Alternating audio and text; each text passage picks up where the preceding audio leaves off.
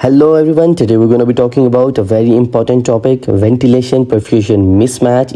It is page 687 of 2023 first aid edition. So let's begin it without any further delay.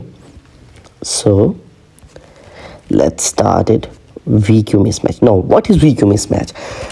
Ventilation is the amount of air that is being breathed in, and perfusion is the amount of blood which is being taken by pulmonary arteries towards the lungs. Now, ideally what happens that ventilation is matched to the perfusion per minute, that is the VQ ratio is matched to 1 for adequate gas exchange. But as we know that there are 3 lung zones, zone 1, zone 2, zone 3. So, we'll see it in detail here. So, in zone 1, as we see, there is decreased perfusion. Ventilation, one thing we need to know is that ventilation is the same in all areas, but there is a bit of very low ventilation in the upper zone. But perfusion is way more less than the ventilation. So what happens eventually that VQ ratio will be increased ventilation over perfusion. In zone 2, ventilation is matched to the perfusion, and in zone 3 there is increased perfusion and increased ventilation as well, but eventually the equation becomes that decreased VQ. Why is it that? Because there is way more perfusion that is being wasted in the lower zones, and in the upper zones there is way less perfusion. Now in normal healthy lungs, this is what's going on. There is ventilation wasted in the upper zone and there is perfusion wasted in the lower zone of the lungs. Now we see the text. At the apex of the lungs, VQ ratio is 3. That means that ventilation is more and perfusion is less. So ventilation wasted. At the base of the lungs, as we see, there is increased ventilation, but there is way decreased perfusion. So that will result in decreased VQ. This is what a VQ mismatch looks like in a normal lungs.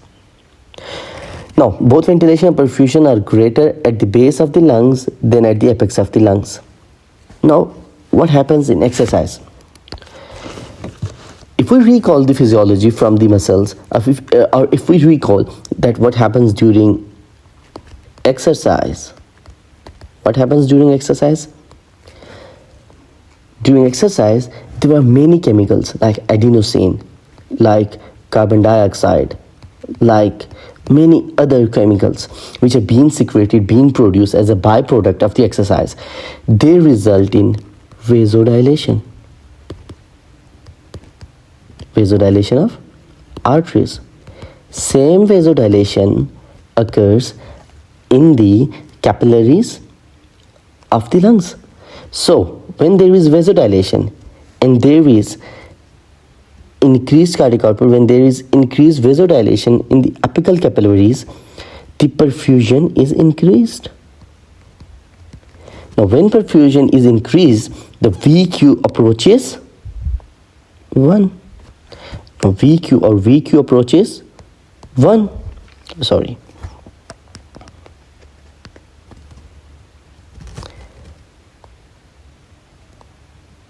If we see from this diagram, there is increased V by Q.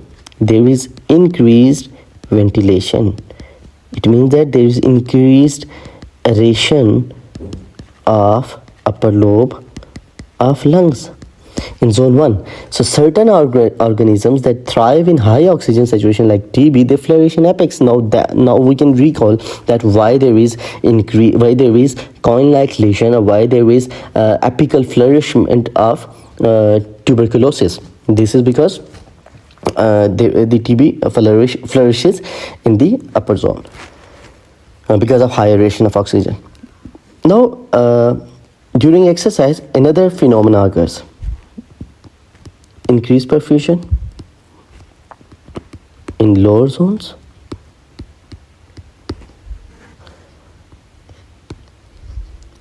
and increased perfusions in upper zone.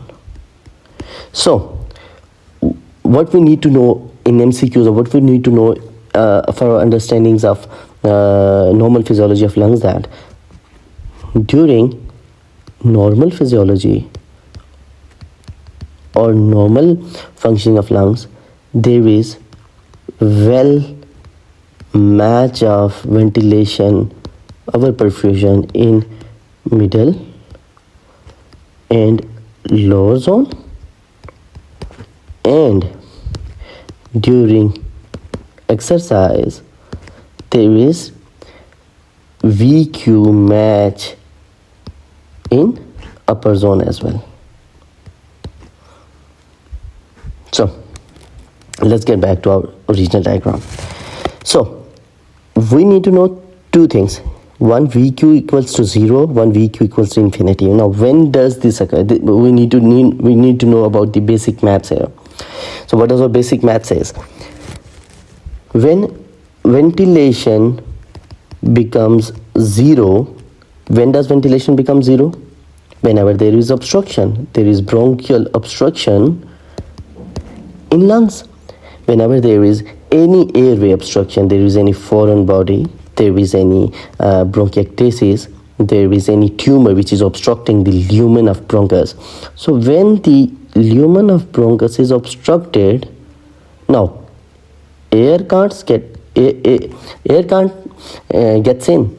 So what happens? That ventilation becomes 0. So what happens to VQ?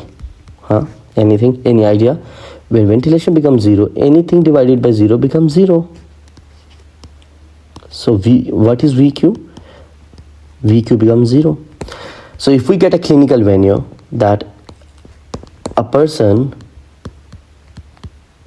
is now short of breath, he is having shortness of breath, he is having dyspnea, and he has history of lung cancer, or he has history of smoking or something, and now the patient has a foreign body / tumor which is obstructing the lumen of bronchus, what happens to VQ?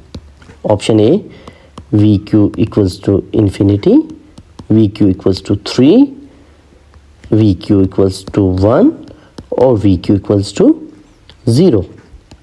So as I have told you that when ventilation is 0, VQ will become 0, because anything divided by 0 is 0. So VQ becomes 0 in airway obstruction or shunt. In shunt, 100% oxygen does not improve PaO2 because of foreign body aspiration. Now this is a very common sense. See, why 100% oxygen cannot improve this thing? Because the foreign body is already obstructing something, obstructing the bronchus, and whatever we are giving to that person, we are giving oxygen to that person, that oxygen will not reach to the lungs because of the obstruction, and his oxygen saturation in the blood will not improve. Now when VQ becomes infinity,